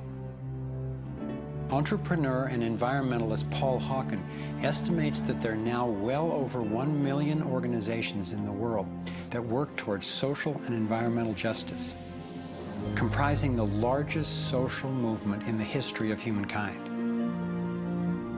This movement, when connected electronically, could become a network of networks that will be the most powerful activist force for change ever. If you look at the people who are involved with restoring this earth and stopping the damage and resisting the depredation and nurturing change and reimagining what it means to be a human being, and you're not optimistic, then you might want to get your heart checked, because there is an extraordinary, beautiful, gorgeous, fierce group of people in this world who are taking this on. The second important advantage for us is that all the power centers that the elite control require our participation. If enough of us withdraw our support, their plan can't work. This is true of the central banks, the military, the corporate media, the government, and more. And following the models of Mahatma Gandhi and Martin Luther King Jr., we have the power of nonviolent non-participation. It takes tremendous energy, resources, and deception to try to dominate the lives of others. In moving toward freedom, on the other hand, we have on our side the evolutionary life force and what Gandhi called satyagraha, the simple power of truth. In India, we have thousands of villages which are now freedom zones. So we will not accept patenting. We will not cooperate with it, just like Gandhi did not cooperate with soil laws. We will not allow chemicals and genetically engineered crops to enter our ecosystems because they threaten this biodiversity. And this freedom movement, which is a freedom movement for all species, not just for individual humans, is something that's growing so fast and is reflected in the movement for GMO-free zones in Europe. I turn my back and there's another 1,000 GMO-free zones. 90% of Italy, 90% of Austria. The freedom zones around the seed, around food, are creating massive shifts. In Bolivia, a grassroots movement took to the streets, relentlessly banging pots and pans, and eventually stopped the foreign corporate takeover of their water resources. Though very little is shown by the corporate media, there are countless success stories going on every day all over the world.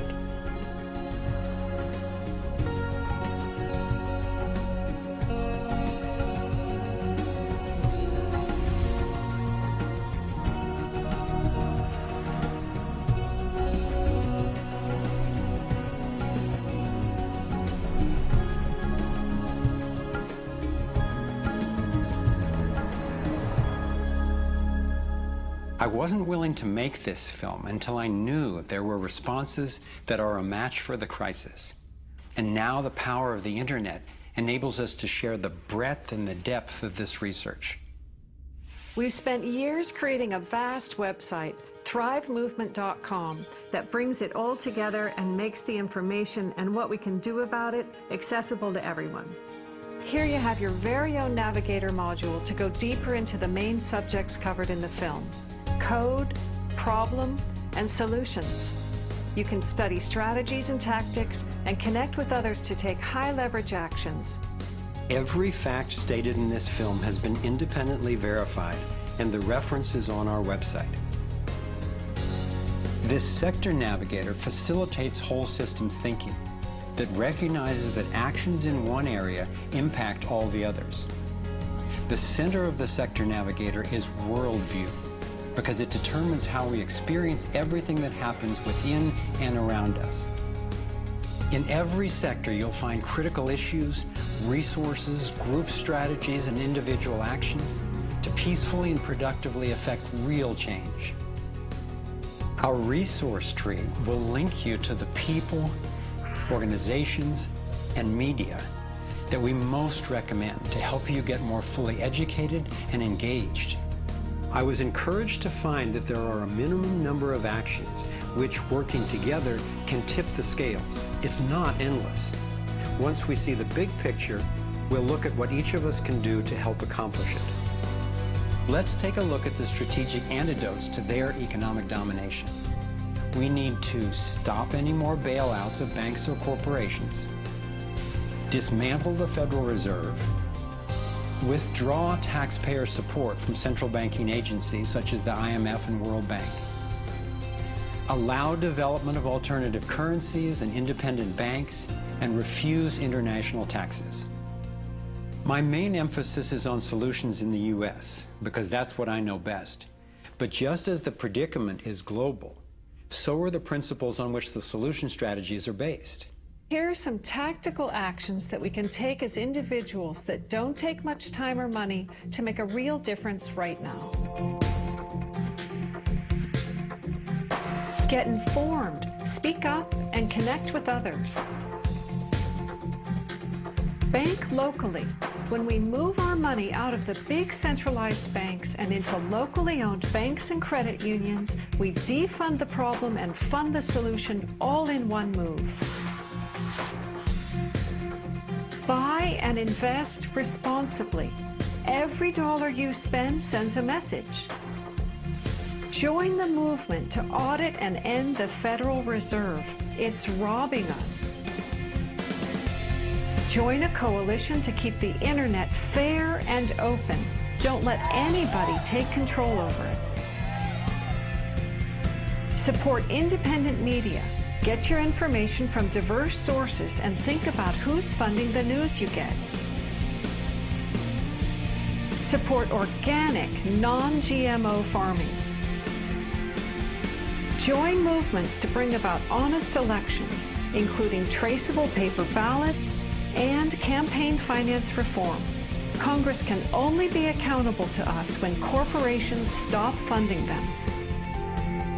Advocate for renewable and new energy technology. Bring the conversation about free energy out into the open. It will transform the power dynamic on this planet faster than anything in recorded history. Sign up for critical mass actions. It's a strategy to leverage our power by waiting until a huge number of us agree to participate before taking an action. Imagine 1 million of us acting in unison. Then again, imagine even more.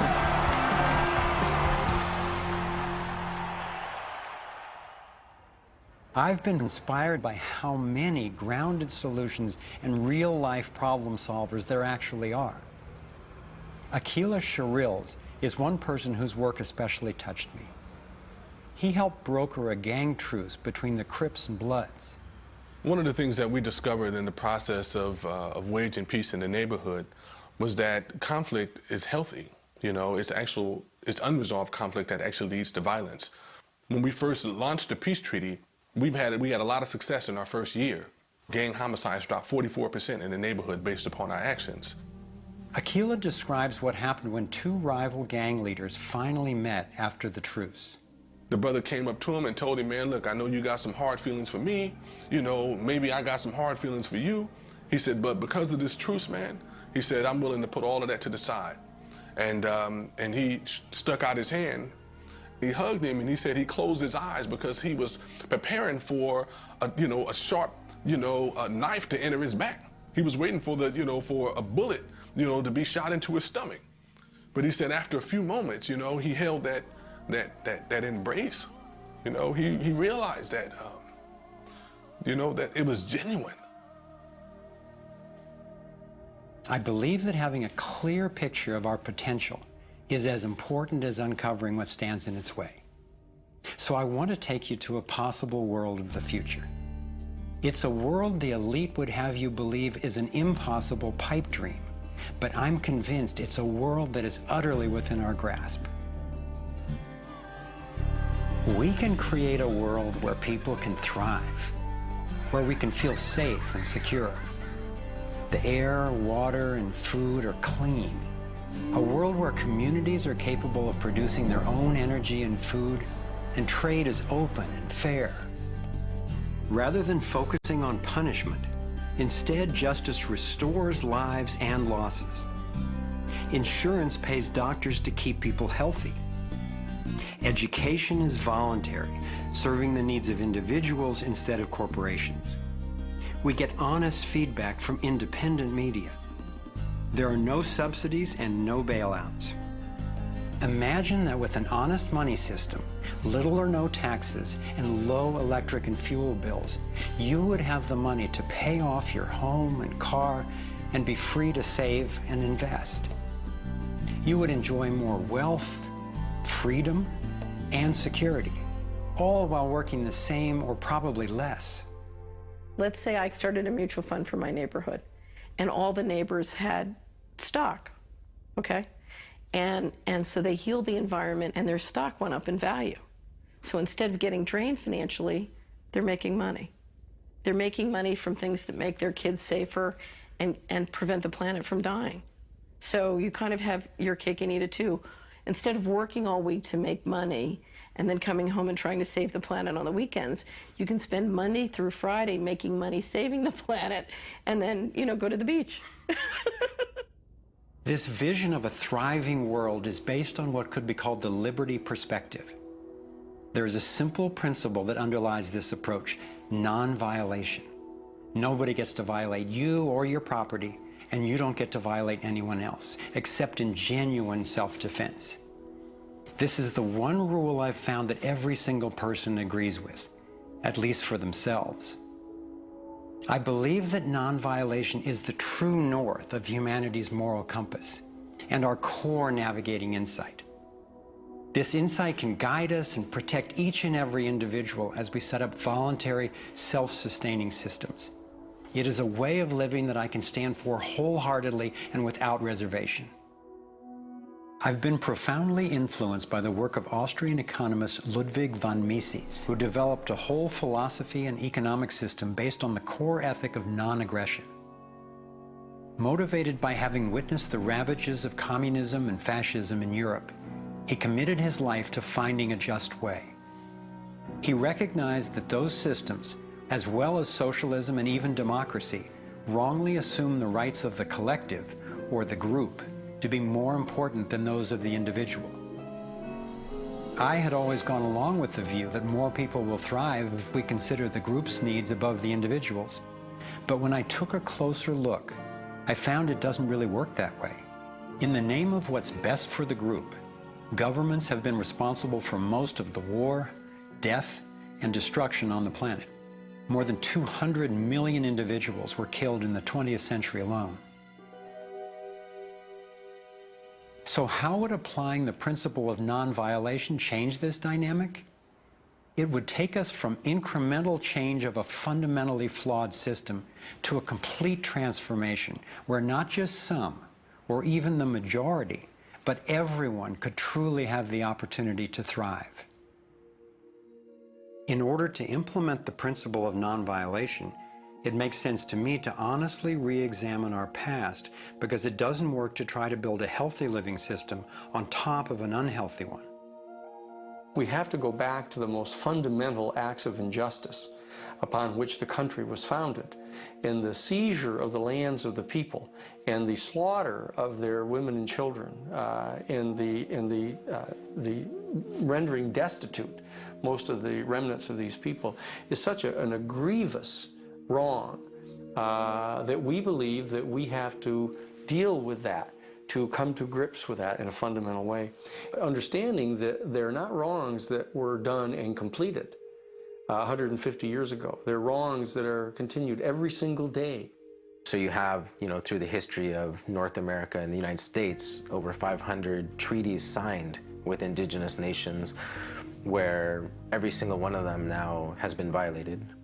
You have, in fact, a tremendous amount of wealth having been generated from indigenous people's lands and resources, and billions of dollars every year still being generated by corporations and European nations based on the continued exploitation of indigenous people's lands and resources. If we didn't have large corporations, if we didn't have Western governments defining how you and I were to relate to each other, living here in North America now together, how would we relate to one another? How would we make it different? It's going to take time and courageous effort to shift the consciousness and accomplish the tasks that will move us toward the world I'm talking about. And yet I know of no greater gift that we could give to future generations. We can't do everything at once. I envision 3 overlapping stages of the solutions process. In stage 1, we bring as much integrity as possible to our current systems. If we cut the U.S. military budget in half, it would still roughly equal the defense spending of the entire rest of the world. Between that and getting rid of the Federal Reserve, over $1 trillion a year would be freed, enough to feed everyone on our planet, deal with social issues, and heal our environment. Many people believe that widespread starvation and poverty are inevitable, but compared to war, eliminating poverty and restoring the environment are cheap. According to Lester Brown's Earth Policy Institute, it would take under $200 billion a year to restore the Earth's environment and meet global social goals. But this stage isn't the end goal of the liberty perspective.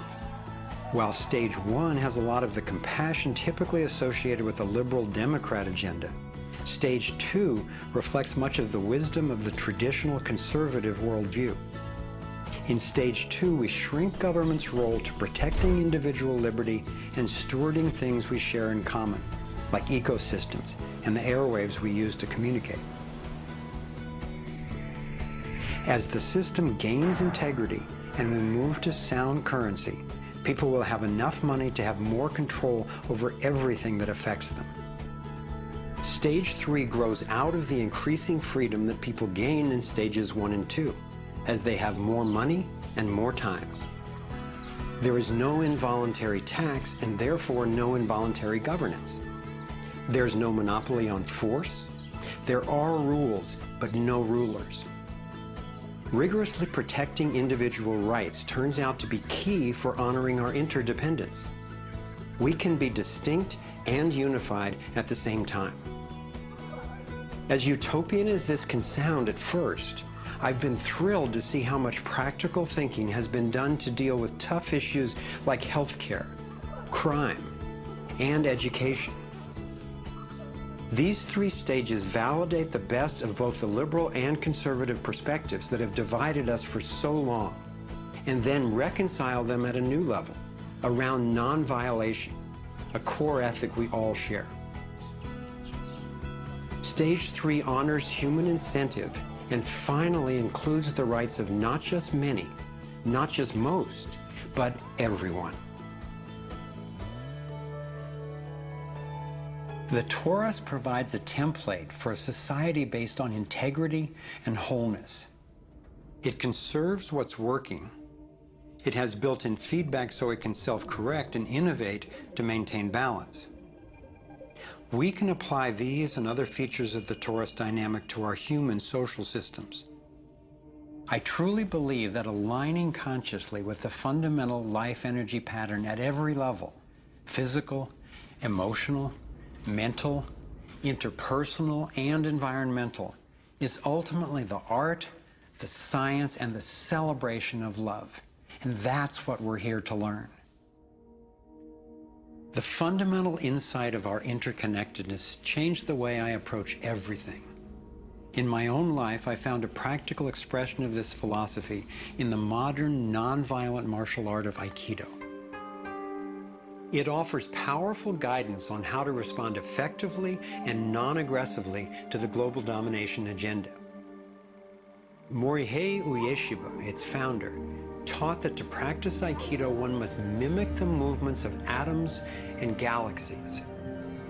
Just as free energy technology blends with the toroidal pattern to access unlimited power, Aikido, the way of harmony, blends with the energy of an attacker, redirecting it to peaceful resolution.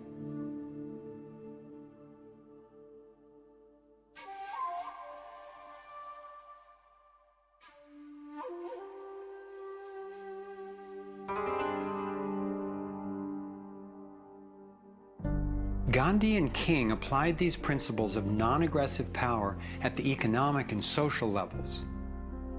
If we respond with violence to the domination agenda, other than in self-defense, it would only continue the old us versus them paradigm and provide an excuse for even more police state measures. I believe that it's essential, both morally and strategically, that we take the path of non-aggression. There is another aspect of the Taurus that has profound implications for how we can respond to the challenges before us. It is the absolute stillness, the 0 point, that lies at the center of each toroidal system. I believe that you and I, as well as every other being, are Taurus energy fields, centered by stillness and each connected to one another and to the boundless consciousness of a living universe. As much as I benefit from the experience of others, as highlighted here with the Navigating Insights, and as valuable as daily feedback is about what's really going on in the world, as we see with the vitals, I've come to recognize that our primary compass is our own inner guidance. As we learn to quiet the noise and amplify the inner signal, we can better hear the voice that naturally knows and offers wise direction. We have an entire inner life, a vibrant and lively inner life that is truly the navigator of the path that we take on the outside. If your inner life is the driver of how you show up in the world, it makes sense that if you want to have anything to do with where you're going, that you have to be in relationship to that inner life. You have to be in relationship to the driver. As we develop increased relationship to who's in the driver's seat, what happens is there is a synergy. It's a symbiotic relationship that our inner lives are actually able to be more in tandem with where we're choosing to go, and we're able to get there. We're not nearly as insignificant in our impact as we think we are. In order to heal the world, we have to start telling a different story to ourselves. We have to start engaging in a different story with others. It's our collective story that manifests as the world. Humanity is now in a very interesting evolutionary phase in which we move from hostile, aggressive competition, which is the nature of young species, into a more mature mode of cooperation, collaboration. There's no question in this country that money, that capital is being increasingly concentrated in the hands of a few. And those who are so powerful are concentrating it further. But there is a force that's more powerful, and that's the power of the people. When we look at the crises now, it is so easy to fall out of love with life. It is so easy to get pessimistic and desperate. But from my perspective, the crisis has matured to the point of being on the threshold of mass awakening, and that feeling inside me gives me the vitality to know that no matter how small what I'm doing looks to me in the face of these huge problems, that the impulse of evolution is not small.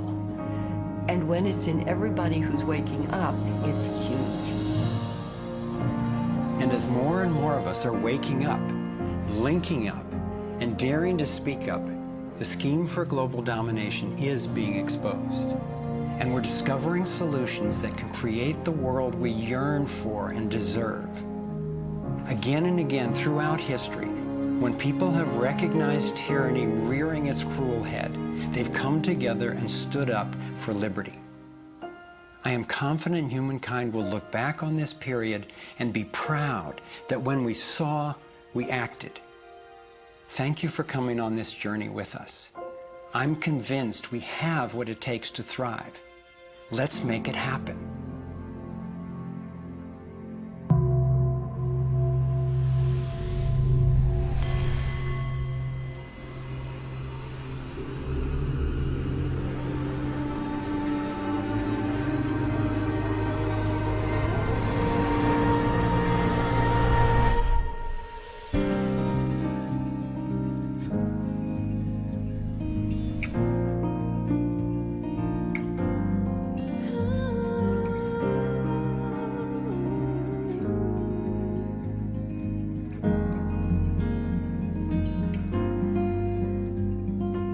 Cycles repeating, the earth is speaking, saying time has come. Wake up from this nightmare of life. So many shattered lives reaching out, crying out for freedom, crying out for love. Carried by the current, till we stand side by side on the brink of a brand new dawn. We come together while the waters rise. There's a stirring deep inside, deep inside. We come together to stand up for our lives. What on earth does it take to thrive? While we've been sleeping, our hearts were beating so much closer than we ever knew. Beneath the noise, there is an inner voice whispering, clear and true. The veils are finally lifting, our ways becoming clear. There's a dream without a limit, and a vision so strong, every person knows they belong. Come together while the waters rise. There's a stirring deep inside, deep inside. We come together to stand up for our lives. What on earth does it take to thrive? Come together while the waters rise.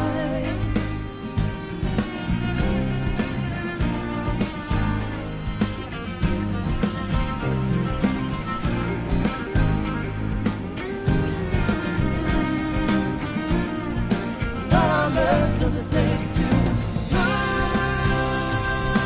out in the open? Thrive healing what's broken. Every heart, every life, living or facing it now.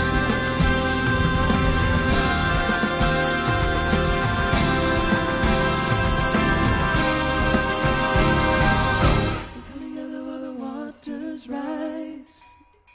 There's a stirring deep inside, deep inside. Come together to stand up for our lives. We all have what it takes to thrive. We come together while the waters rise. There's a stirring deep inside, deep inside. We come together to stand up for our lives. We all have what it takes to thrive. Come together while the waters rise. There's a stirring deep inside, deep inside.